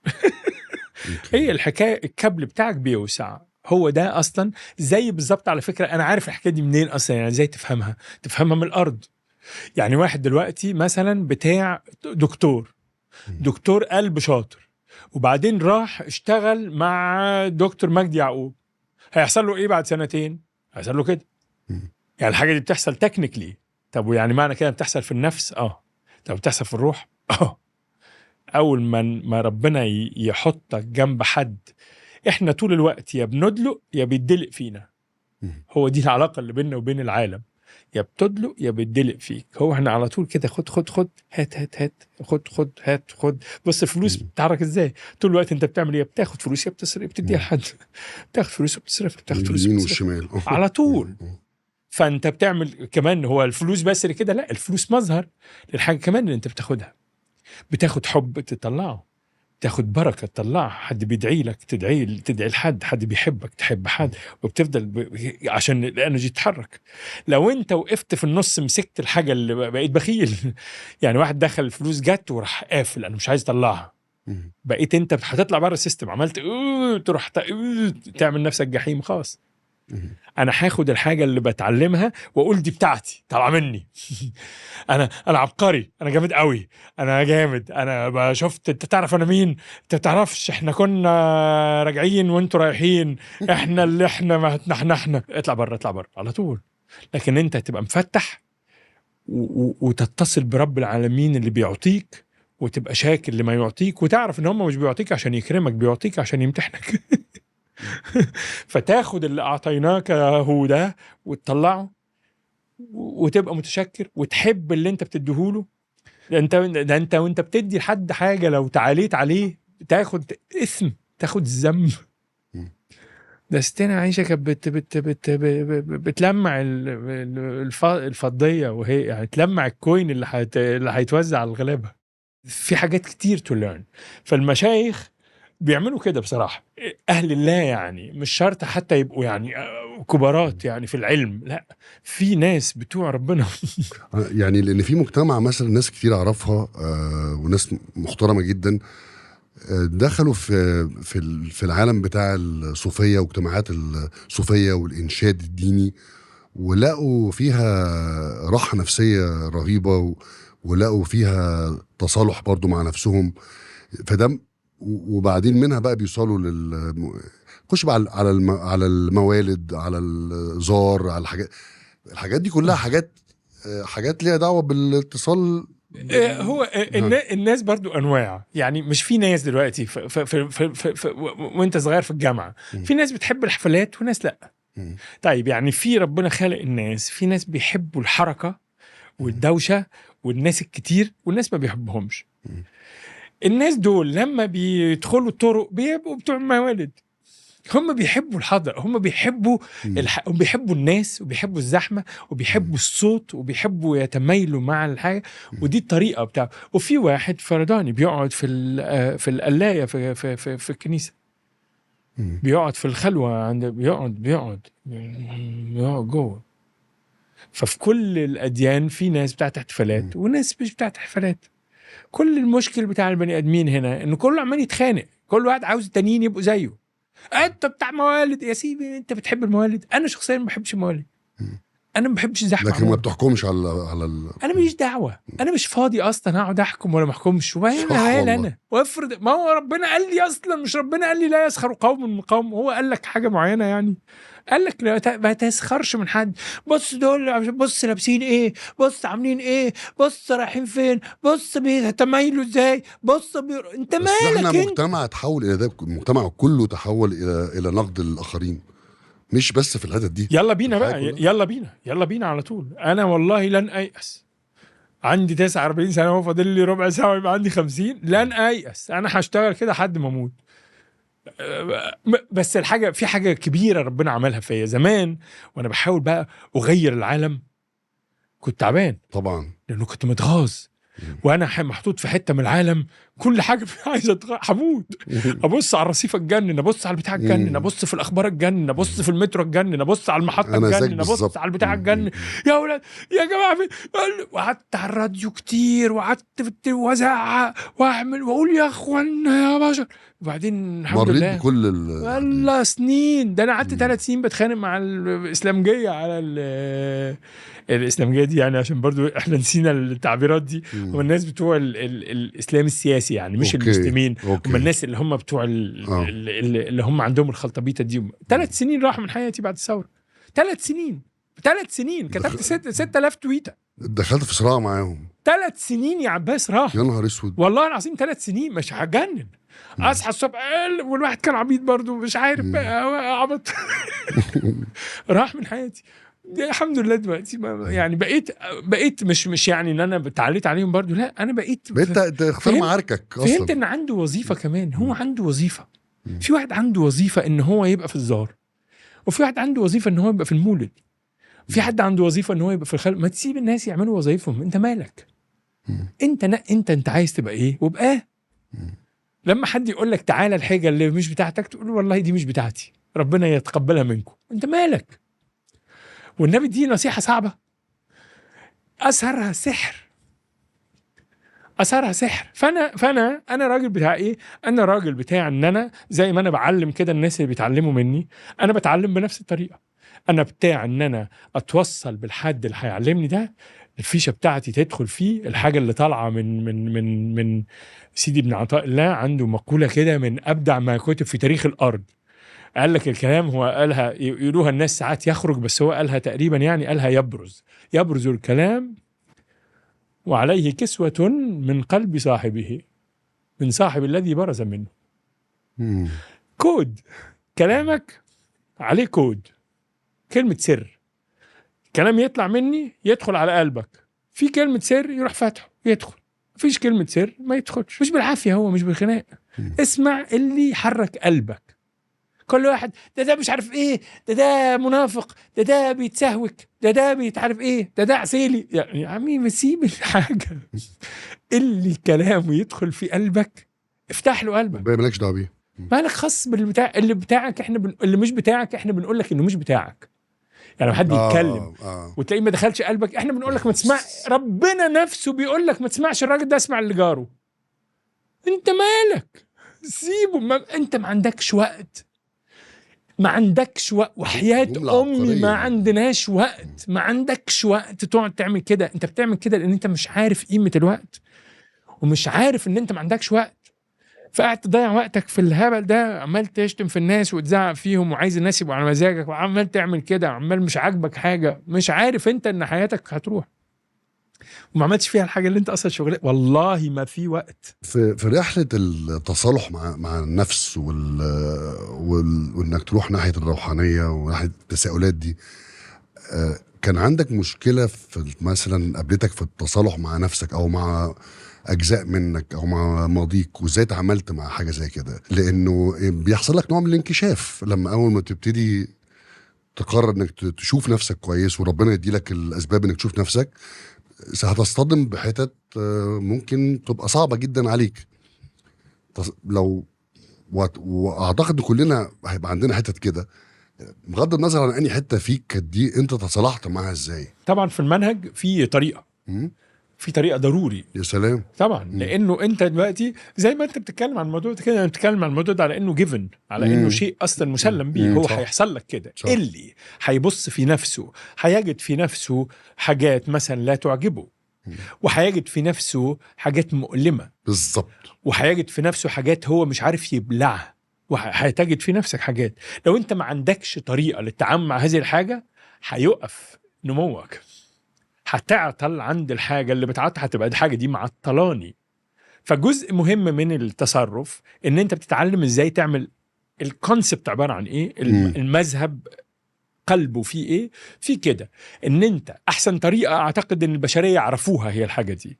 احسن طريقة يعني هو انت ممكن على فكرة في حد ممكن يروح ينظر، كل الناس هتنظر في نفسها لما يكون على الطريق بتاع معرفة نفسه ده، لما تنظر هتشوف ما يعجبك، لازم تصلح علاقتك بيه، لأن أنت لو شفت ما يعجبك في نفسك فأعجبك فبقى عندك عجب هتقف برضه. لو رأيت ما يعجبك لازم تروح مرجعه لصاحبه، ولو لقيت ما لا يعجبك لازم تروح مرجعه لصاحبه. فهمت. فلما تلاقي ما يعجبك تقول شكرا يا رب العالمين إنك ابتليتني بهذه الحاجة اللي عجباني، والتاني ساعدني يا رب العالمين على الصبر على الحاجة دي اللي انت ابتليتني بيها ومش عجباني، مش عجبة نفسي. وتتعلم بقى التكنيكس بتاعت قبول الشيء اللي انت بيوترك ده، بالتصالح معاه، انك تقعد تتصالح عليه تتصالح عليه تتصالح عليه تتصالح عليه تتصالح عليه لحد يعني عندي مثال بسيط كده بحب العبه في الحتة دي. لو انت جيت دلوقتي الانسان الطبيعي زينا كده ورحت جايب له فار في الأوضة، هينط يقف تفوت فوق بتاعه. طب ولو اتحبس في الزنزانة فيها فار هيصرخ شوية. طب لو الزنزانة دي زنزانة مقفولة والفار مش هيخرج، وانت دخلت وقفلنا عليك ولقيت الفار، هيحصل ايه؟ هتعمل كده شوية، هترجع في الحيطة شوية، هتحاول تموت الفار شوية، وبعدين هيحصل ايه؟ مش هتتعب؟ هتتعب، هتعوز تنام، هتعوز تنام. لو سبناك وقت كافي يا إما هنفتح عليك نلاقيك اتجننت بسبب انك قعدت تحمل نفسك ما لا تطيق من الخوف والقلق، وهعمل ايه دلوقتي؟ مش ممكن انام، ده لو نمت هيجي يدخل في بقي، ده هياخد صابعي، ده هيدخل في ده، هاخد عفري، هيودي، فندخل نلاقيك اتجننت. يا اما ندخل نلاقيك نايم واخد الفار في حضنك. لا انا بجننه على فكره. بس عشان اقول لك يعني ما تقفلش على نفسك الباب. مش واخد فار في حضنك. لو في الاخر انت طب مش كانت فاكر شوشانك فاكر شوشانك طبعا، فاكر الراجل اللي كان عنده الفار اتصاحب عليه الفار اللي هو الناس بتضربه بالبتاع ده، هو لقى فيه صديق في هذا العالم الكئيب اللي كله مساجين واحزان وتعاسة وقصص وحشة وناس وحجارة وحديد وحراس. لقى كائن بريء لطيف صغير عايز يعيش، كان حاطه دايما في جيبه او حاجه كده. ما تقفلش الباب. الحاجه بقى اللي انت هتلاقيها في نفسك دي اللي بتعض زي الفار لما تتصاحب عليها وتاخدها في حضنك بقى في امل انك ما تبقاش متاثر منها. انت عارف ان دي نظريه يعني في علم النفس، انه لما الواحد يبقى عنده فوبيا او بيخاف من حاجه معينه مثلا، يعني نفترض انا كانت فتره بخاف او عند ناس كتير انك تبرفورم قدام الناس، يعني انك تقف قدام كاميرا وتمثل مثلا. فكان يصيبني توتر رهيب قبل ما ادخل وابقى منزعج جدا ومتألم، واقول كان هنسى. فتحولت الموضوع لحد ما يدور شويه يدور الى عمليه معذبه ما كنتش بستمتع بيها بقى، لحد ما قلت، لحد ما قريت بقى بقول لك في الحاجه في علم النفس ان انت زي بالظبط اللي انت بتقوله ده، ان انت ما تحاربهاش، بي فريندز وذ ات، اعرف ان هي موجوده وهي مش تروح في حته، اقبلها لكن ما تتعاركش معاها، وهتوصل للي انت بتعمله من غير ما يبقى عندك بقى الصراع ده. محاولة القتل زي نفس اللي بيقول محاولة قتل الخوف هو بيجسد الخوف ويقلبه حقيقة. فهي سبحان الله الفار والزنزانة هي بالظبط اللي انت بتتكلم عليه. بس انت طبعا الناس لما تسمع الحاجات دي عندك اللي انت اول ما شفناك بقى وانت لازم بهليكوبتر طبعا كل حاجه كان قلبي بيضرب وتموت طبعا والله العظيم ده انا بقى قبل ما اطلع بتتكلم بقى لغه عربيه. انا قبل ما اطلع ده مره مثلا قبل ما اطلع بعد ما قلت كده للظروف ما بقى وفي خلاص هنطلع نصور الاكشن ده كله في جنوب افريقيا، لان مصر وقتها ما كانتش قابله او امنيا مش عايزين يدخلوا اي سلاح حتى لو في شنك. فانا خلاص اتزنقت بقى، انا مسافر وكل ما يقرب السفر انا عندي بقى قاعد انا اتوتر وبالبيتيشنز وبتاع، لحد ما فكرت في مره يعني وصلت من الرثاء لنفسي يعني، او مش عارف اقول من ايه يعني، مش لاقي كلمه يعني، ان انا فكرت من كتر خوفي ان انا اكسر رجلي عشان ما اسافرش، لكن ما ينفعش اقول انا مش مسافر، فقلت لازم اعمل حاجه. بعدين لما قعدت افكر تكسر رجلك انت بجد بتفكر انك تكسر رجلك؟ يهبل حاجه كده. قلت روح وواجه بقى اللي يحصل. يعني الفروقات الجوهريه بين السعاده، دي اسئله برضو وجوديه، والمتعه والرضا. المتعه هي بتاعت اجزاء مخرومه من نفسك. يعني احنا دلوقتي عندنا الانسان ده دلوقتي هنقسمه على انه كتلتين. كتلة انت وكتلة نفسك. انت غير نفسك، انت ونفسك. بين انت ونفسك قلبك. كويس. النفس هي الروح ولا لا. دي حاجة؟ لا، بس احنا دلوقتي عموما لما نيجي نستعمل الكلمات لازم نبقى فاهمين ان احنا بنستعمل الكلمات دي عشان توضح لنا حاجة اصلا لا توصف بالكلمات. فهمت. فاغلب الناس يقعوا في الفخ ده بتاع انه يتحبسوا في الكلمات. ايوه يعني في التعريف يعني صح. ايوه انا عايز اتحبس، يعني هي النفس فين بالظبط؟ خد المثال بس.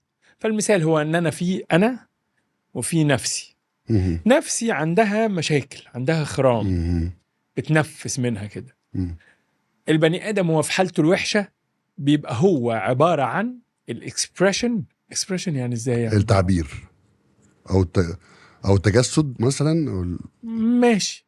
التعبير سلاش التجسد بتاع انا عباره عن ايه. انت يعني زي مثلا انا دلوقتي غضبان، فانا لو فضلت غضبان ابقى انا بقيت الغضب. يعني صح. انت بقيت الخرم بتاع في خرم في نفسك بيتسبب في انك تبقى غضبان.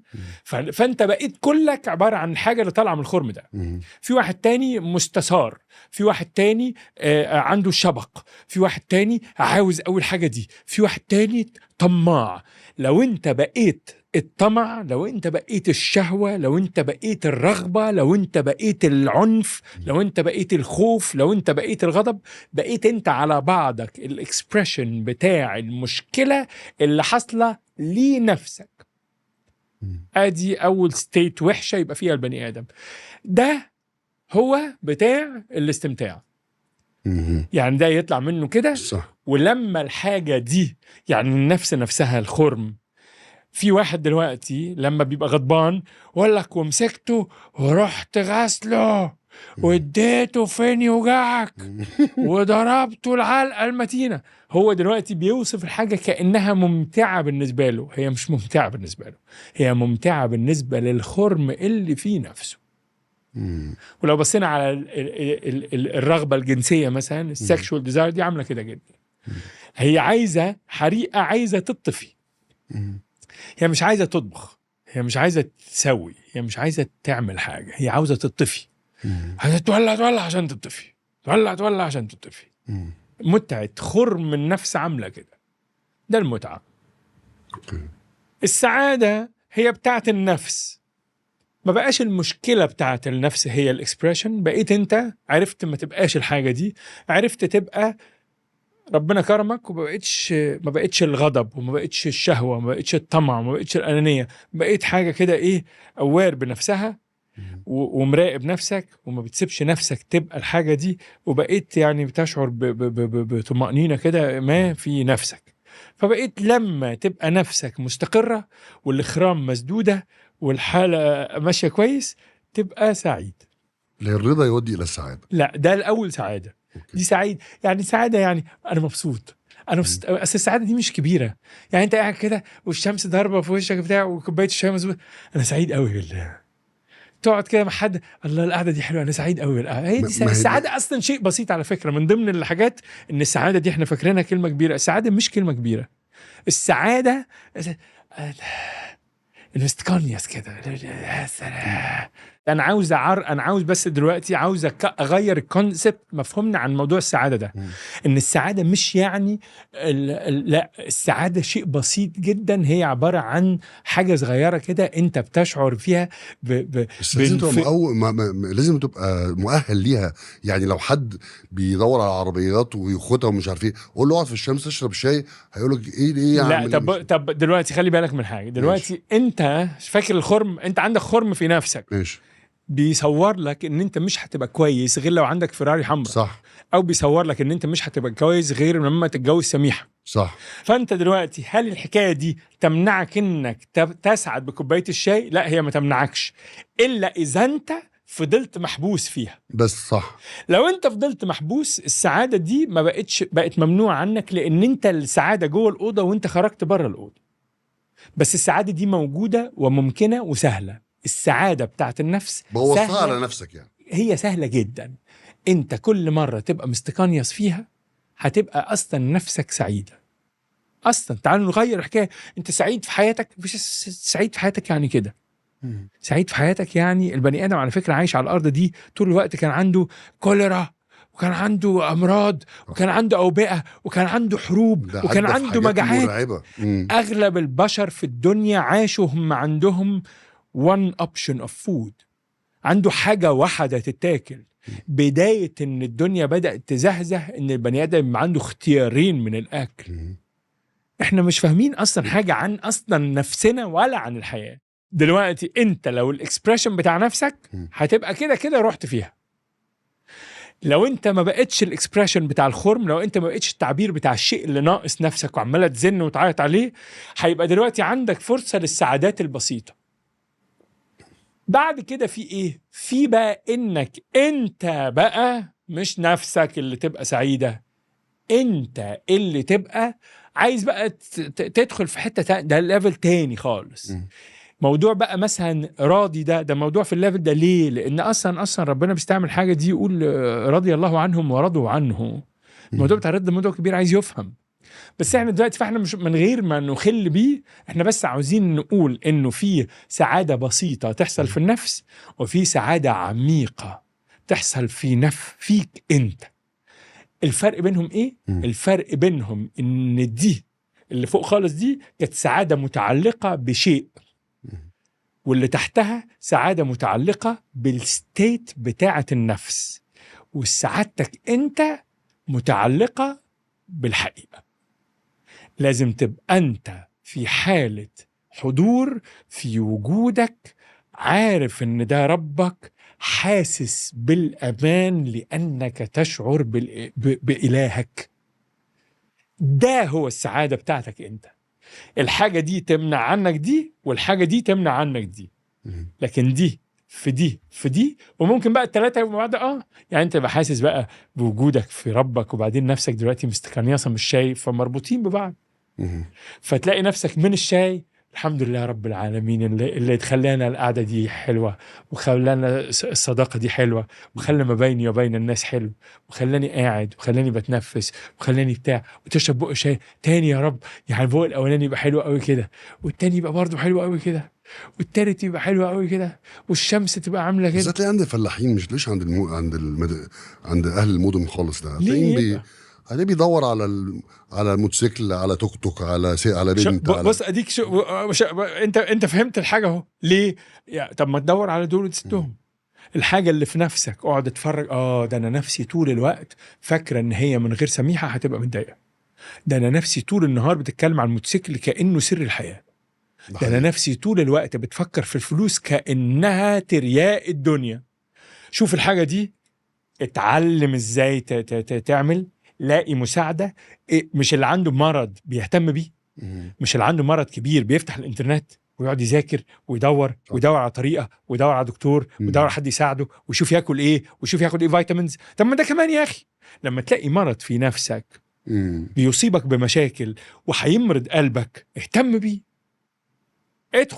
ادخل بداتا، ادخل على جوجل يا اخي، قول انا عندي اوبسيشن بمديحه، اعمل ايه؟ انا بعمل كده على طول، بس كده بدور على مديحه، اقصد لا بهزر طبعا معاك. وهو المطلوب. حد كتب حاجه برضو استوقفتني، بيقول لك بص بقى كده ازاي احنا واخدين الحياه امر مسلم بيه وكل اللي عندنا. قال لك يا جماعه من 100 سنه ما كانش في بني ادم على وجه الارض بيستحمى بميه سخنه، ما كانش في اوبشن ميه سخنه اساسا. فقد ايه ان احنا عندنا حاجات نعم كتير جدا جدا، بس خلاص اعتبرناها حق مكتسب. هنا بقى اللي توصلك لانه لا، الشاي لو حلو وفي حته كويسه وشمس وصحبه كويسه. هو الحقيقه بيسو برضه في يعني ايه، هو طبعا الفكره دي فكره رومانسيه وجميله. المهم دلوقتي ايه المشكل مع الحكايه العقليه دي؟ المشكل مع الحكايه العقليه بتاع ان عقلك متغير، الافكار متبدله. فدلوقتي العقل بيفكر انه يا اخي احمد ربنا، شوف الناس عايشين ازاي. انت ممكن هو يعمل كده فعلا، بس ايه المشكله؟ ان هو بعد 3 ثواني هيروح قالب وجايب حاجه تانية. زي ما انت دلوقتي انت تقتنع انك كان المفروض تسامح فلان، لو الحكايه دي من عقلك بعد 3، بس هو ازاي يعمل كده يا ابني دي؟ اي بس في مجاهده النفس بقى. ما هو مجاهده النفس مش بتحصل بالافكار، بتحصل بالاسلوب، بالمعرفه. بتحصل بالمعرفة بقى، اللي هي شغلتها ايه؟ انها تعمق التجربة دي لحد ما الحاجة دي، الكونفرسيشن ده ما يبقاش كونفرسيشن، ما يبقاش فيه صوتين قصاد بعض، يبقى صوت واحد، ويبقى صوت بتاع القلب. لان الحالة اللي انت فيها خلت الكونفرسيشن ده ينزل تحت، ولما بقى في قلبك بقى دلوقتي تأثيره منك انت، مش تأثيره من خرم نفسك. هل الصورة دي ملخبطة ولا؟ لا تمام. فالكونفرسيشنز، وهو ده سبب على فكرة، هو الحاجة دي أنا اكتشفتها وأنا بشوف الناس بيقعدوا يعانوا مع حاجات. يعني أنا عارف والله إن الموت علينا حق، بس مش قادر. أنا عارف إن الموت علينا حق بس مش قادر. أبويا مات، أمي ماتت، وولادي حصل لهم حاجة، ربنا يحفظهم جميعا، وأنا مش قادر. أنا عارف إن الموت حق بس مش قادر، لأن مش قادر اقبل الفكره. مش قادر اعيش، مش قادر استحمل. انا عارف ان كل حاجه في الدنيا ممكنه بس مش قادر استحمل انه فلوسي راحت. انا عارف ان كل حاجه ممكنه بس مش قادر استحمل ان مش عارف بس فلوسك راحت، عندك احتمال تعرف تعوضها، لكن لو حياتك راحت ساعات بيبقى في ناس بتتضرب ضربات مش هيقوم منها. يعني في ناس بيحصل لهم حاجات يروح جاي له نزيف دلوقتي يروح جاي له، يعني مش قادر. خلاصة الامر يعني، عشان ده موضوع عميق، الفكرة بتاعته اللي من بره هي المشكل بتاع الكونفرسيشنز العقلية، الحوارات العقلية، الفكرة قصاد فكرة. مشكلتهم ايه؟ هم حلوين خالص بس هم اصلا ما عندهمش اثر دائم على البني ادم، لان البني ادم اصلا عقله بيقلب الافكار، بيغيرها، زي يعمل كده دو زي ما انت لما تقعد كده تتفرج على افكارك هتلاقي انا عايز اروح مش عارف ايه، انا عايز اجيب مش عارف ايه، انا عايز اجيب الكاوتشه بتاع الحمام، عايز بتاع ايه، انا عايز اجيب ايه ده، انا نفسي في عربيه حمراء، يبقى انا نفسي جزمه حمراء كمان، ايه ده انا عايز بتاع ايه ده، انا فين مديحه، ايه ده وحشتي سميحه، اعمل كده. فالحاجه دي لا يعتد بيها، لا تصلح لانك تعتمد عليها في انك تخليك كويس. عشان تبقى كويس لازم التجربه دي تتعمق فيك شويه، وما تبقاش بتحصل من المكان المتقلب قوي ده، تبقى من مكان اقل تقلبا لحد ما تبقى من مكان ثابت. طب انتقل بيك لحته تانية. السؤال او سؤالين محيرين لاي بني ادم، وغالبا كلنا او معظمنا بنتفاداه لحد ما يحصل لنا نوع من التطور النفسي والروحي يزعجنا بقى الاسئله دي، اللي هي: واحد، ايه هو الغرض من الحياه؟ والتاني سؤال: هو انا عايز ايه من الدنيا؟ معظمنا بيمشي في الحياه لا سأل نفسه ايه غرض من الحياه، ولا سأل نفسه هو عايز ايه بجد. اول هم فيه ما يخص السؤال بتاع احنا اصلا مخلوقين ليه، هو ان انت ما تسمعش الاجابه بتاعت اي حد في الدنيا على هذا السؤال. صاحب الامر هو اللي يقول هو ليه عمل الامر. يعني انت دلوقتي دخلت هنا لقيت البتاعه دي، اي بتاعه، اي جهاز، اي تول، عارف لما تقف في سوق اللي بتاع الحاجات القديمه تلاقي هو ده ايه. مين اللي اكيد عارف الحاجه دي بتاعت ايه؟ اكتر واحد يعرف اللي عملها. فانت دلوقتي مالكش دعوه بالاجابه بتاعت اي حد يفتي من عنده يقول لك هو ايه الغرض من وراء الحياه. ربنا سهل على الانسان الحكايه دي دلوقتي على لان الاقل في بيقولوا الدنيا. دي مش سؤالك، مش السؤال ده مش ليك. لا، هو قال له انا اصلا خلقت الجن والانس ليعبدون. انا خلقت الانسان والجن عشان يعبدوني، وانت لسه مش عارف يعني ايه يعبدوني. صح كده. يعني حلو. يعبدوني ده موضوع صعب. هو كده يعبدوني يعني أنا اصلي، يعني اقوم اصلي يعني 5 مرات في اليوم ابقى كده يعبدون؟ اصوم يعني رمضان ابقى كده يعبدون؟ لا، كل ده موضوع كبير قوي. الاخلاق بقى والقيم الاول انا مش عارف يعني ايه يعبدون. صح. بس الاجابه بتاعت لو ابني جه سالني وانا مش عارف، اقول له بص يا ابني انا مش عارف يعني ايه يعبدون، بس ربنا قال ان هو خلقنا لنعبده. 2 الحاجه دي انا طب بطمن ما لها. ممكن يسالك يا عسيلي، طب نعبده ليه؟ ليه خلقنا عشان نعبده؟ ما هو ليه لو طفل اللي سؤال مش مظبوط، لان اصلا لازم الاول الطفل عمره ما يسال ليه نعبد. الطفل هيسال يعني ايه نعبد. صح. لازم.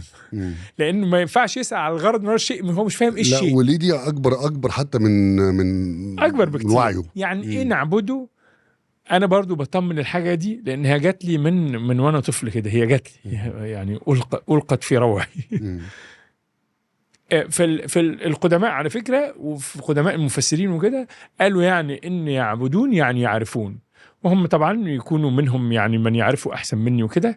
بس الحقيقه ان انا طول عمري عندي مشكله مع الحكايه دي، لانه اغلب البني ادم، انا شفت الانسان، انا عايش على الارض دي بقى لي 50 سنه اهو وبتفرج على الانسان. اغلب الناس دول بيجوا الارض وبيمشوا من غير ما يعرفوا ربنا. صح. يعني يعبدون يعني الحاجه اللي ربنا بقى عايزها بتاعت القبله دي مننا، هي اللي فهمتني معنى الكلمه دي. البني ادم لما يحب واحده قوي، كان زمان في الافلام انا مدوب في هواك اعبدك كده. الحاجه اللي انت مشغول بها قلبك هو ده اللي انت بتعبده. قلبك متوجه للدنيا يبقى انت بتعبد الدنيا. قلبك متوجه للفلوس يبقى انت بتعبد الفلوس. قلبك متوجه للمجد يبقى انت بتعبد المجد. قلبك متوجه للستات يبقى انت بتعبد الستات. قلبك متوجه لست واحده يبقى انت بتعبد ست واحده. خلفت عيل قلبك متوجه له يبقى انت بتعبده. امك بتحبها قوي بتعبدها يبقى انت بتعبدها. ربنا خالق البني آدم لأن البني آدم عنده فرصة إن قلبه يتوجه لله، والله يحب الحاجة دي. السلام عليكم ورحمة الله وبركاته. أنت موجود عشان الحاجة دي. إيه ده؟ طب ده أنا مش عارف. ده ورا حد يساعدك. إيه ده؟ طب ده أنا قلبي في الحاجة دي قوي. هاتوا كده شوية. إيه ده؟ ده أنا قلبي ما يسمعش كلامي خالص. ربيه. إيه ده أنا قلبي مجنون. دخله المستشفى. ايه ده انا قلبي بيحب الشيطان. احبسه. هاته هنا. وبعدين كل واحد على قده. واحد قلبه مع ربه يعني هيقعد طول الليل يستنى الناس يناموا وهو يغفل ربع ساعة ويقوم يقعد يقول له يا رب، يا حبيبي، يا الله، يا خالقي، يا منعم علي، يقعد يعمل كده طول الليل. مش عايز ينام، عايز يقعد يعمل كده. عبادته كده. واحد تاني قلبه متوجه لربه فعايز يساعد خلقه، ويلاقي قطة يشربها، ويلاقي كلب يطبطب عليه، ويلاقي فيل يصبح عليه، ويلاقي بني آدم يكرمه، ويلاقي حد يبتسم في وشه وكده. كل واحد احنا بقى على كام ليفل من دول؟ على مليون ليفل. مليون إذا ما كانش أكتر، إذا ما كانش كل واحد فينا على مقام. من انت فين في الحكاية دي بتاعت ان قلبك متوجه إلى الله؟ انت فين بقى؟ انت على انهي ليفل؟ مليار. مالك خاص. انت مالك خاص. هو في غيرك مين؟ انت عندك قلب هتلاقيه مزوغ طول الوقت، عايز يزوغ، عايز يروح للدنيا وعايز يروح لنفسك، وبيعبد نفسك انت، وبيعبد الاخرين، وبيعبد الدنيا والمجد والحاجات اللي كلها اصلا انت هتموت وتسيبها وراك. يعني كل ما يعبد قلب البني ادم هيموت ويسيبه وراه. لكن زينة الحياة المال والبنون برضه. يعني ربنا ادالك اسباب ان انت تعيش، زينة، تستمتع بالحياه، زينه وماله. صحيح. بس لو انت استمتعت وقلبك فيها رحت. لان كلمه زينه برضو عندك حق. هي زينه، مش قال لك اهم حاجه او الغرض او في الجوهر او في دعاء زينة. عظيم، دعاء عظيم ما اعرفش كانك بصراحه. حطيت عقد فل حوالين رقبتك مثلا. ما اعرفش بتاع سيدنا النبي ولا بتاع ايه بس هو؟ بس من قالوا احد الاكابر ايه بقى؟ اللهم اجعل الدنيا في ايدينا ولا تجعلها في قلوبنا. اي كده صح. لان لو بقت في قلبك بقيت بتعبدها، وانت هتسيبها وتمشي، انت هتموت وتمشي وتروح البتاع، بننزل ما عناكش حاجه، مش فارق معاك انت ملفوف في ايه حتى.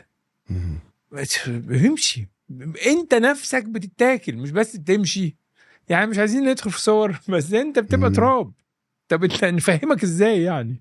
الحاجه الوحيده اللي فضلت منك ايه؟ قلبك. اللي في قلبك من اول القدماء المصريين دول. يعني ربنا بيقول في القرآن من 1400 سنة إلا من أتى الله بقلب سليم. والناس على الأرض اللي احنا عايشين فيها عليها دي من 7000 سنة كان بيجيبوا القلب ويحطوه قدام ريشة ويشوفوا مين اللي بتاع. ما الناس فاهمة هي. من الحاجات اللي بالنسبة لي غريبة جدا إنه في آيات في القرآن يتفكرون أو يتدبرون، بس القلوب، ما بيقولش العقول. لحد ما فيش من ما عداش 3-4 أسابيع أو شهر، اكتشف العلماء إنه داخل القلب نفس النيورونز اللي موجودة في العقل. أنا لسه شايف دي غريبة جدا بالنسبة لي. القلب عنده عقل، وعندنا عقل تاني في البطن أكبر من اللي فوق، وعنده نيورونز أكتر وحجمهم أكبر وقابلين للتعلم وبيعملوا بنشتغل بيهم. يعني يعني في ناس كتير برضو الموضوع بتاع العقل التاني اللي في بطنهم ده مشكلتهم في الحياة أصلا إن هم مش ما عندوش انرجي، لأن ده بيحرق كل الانرجي.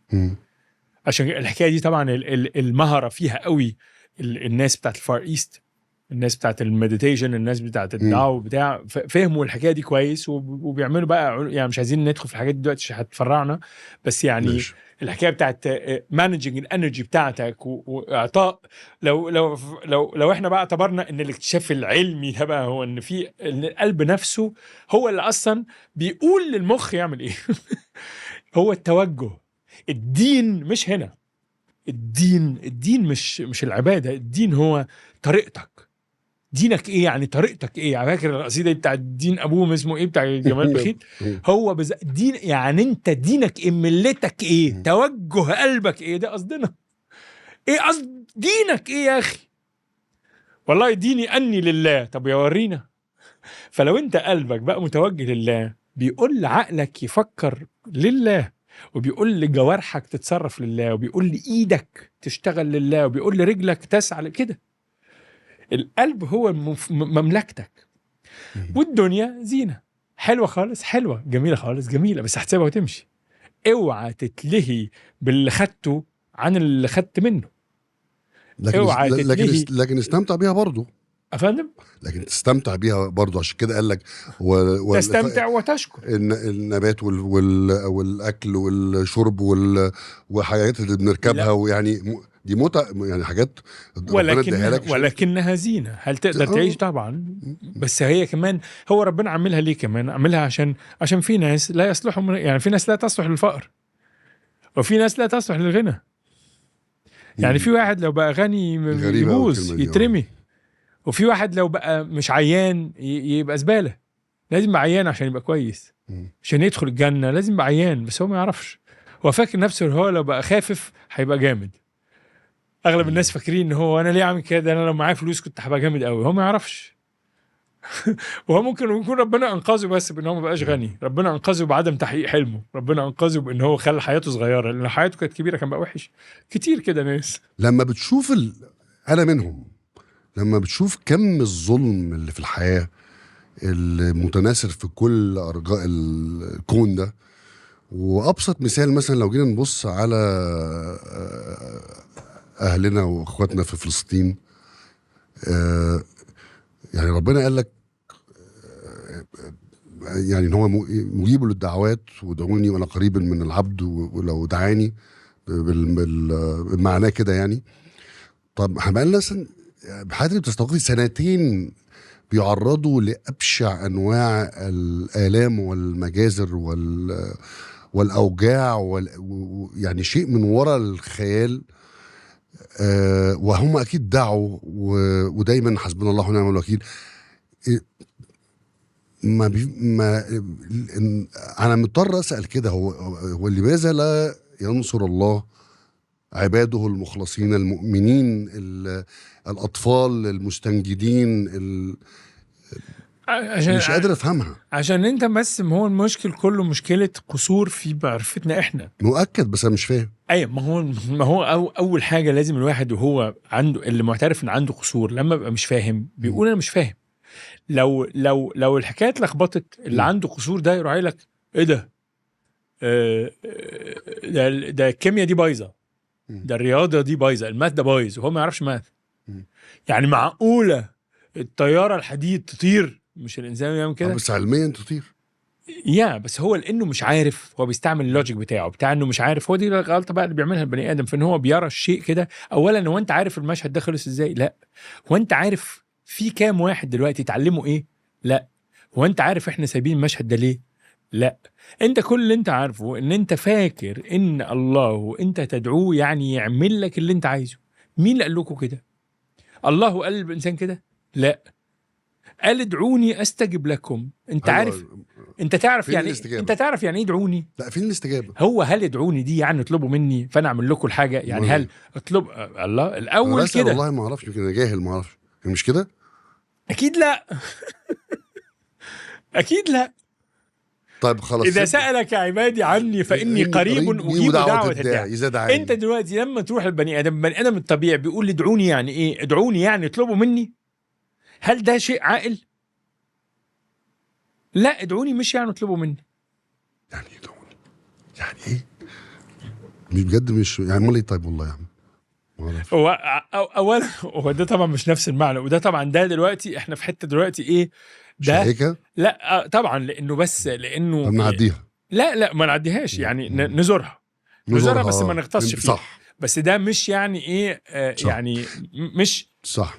يعني طب هقول لك، بس انا مضطر. لا بس انا عاوز بس حاجه. انا عاوز الاول الحكايه بتاعت لفظ ادعوني ده نفسه.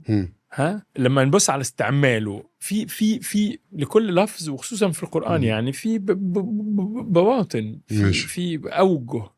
الحاجات مش كلها كده. كل واحد عايز يفهم الحاجة زي ما هو شايفها. وده المشكل أصلا بتاع المسلمين أغلبهم. الخناقات كلها بتحصل ليه؟ عشان ما جاش تفسير للقرآن للأسف يعني. لأن ده جزء من الحاجة دي.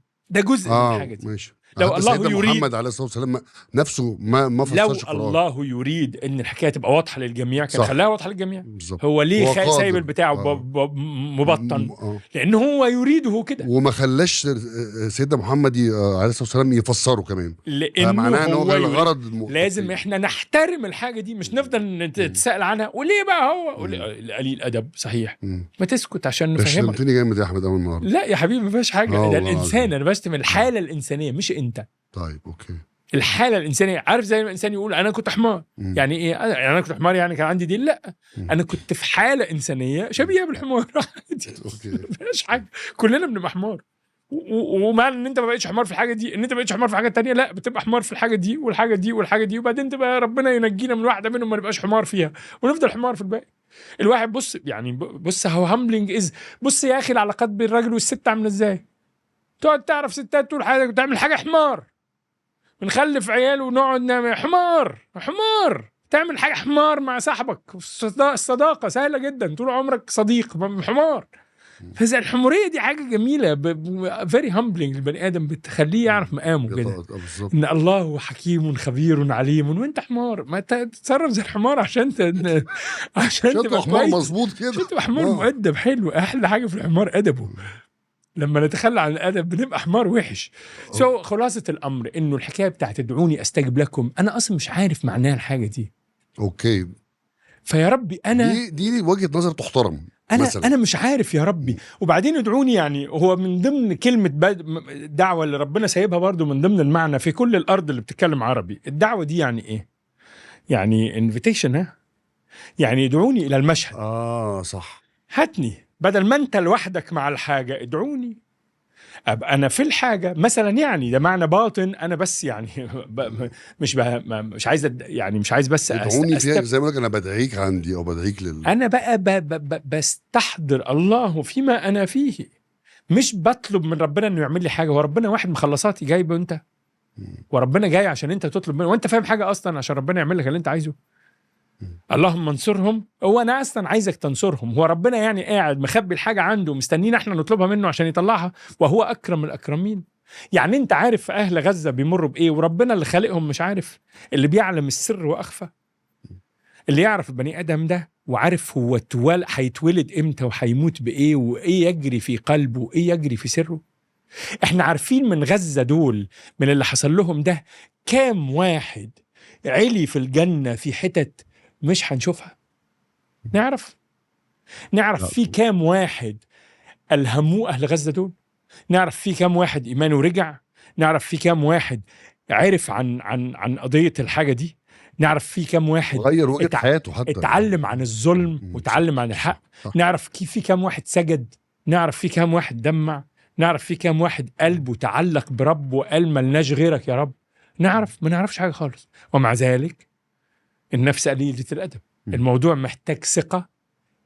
دعوة الله معناها الاستغاثة بالله، مش يعني انت بتطلب 911 عشان ربنا يبعت لك الغوث.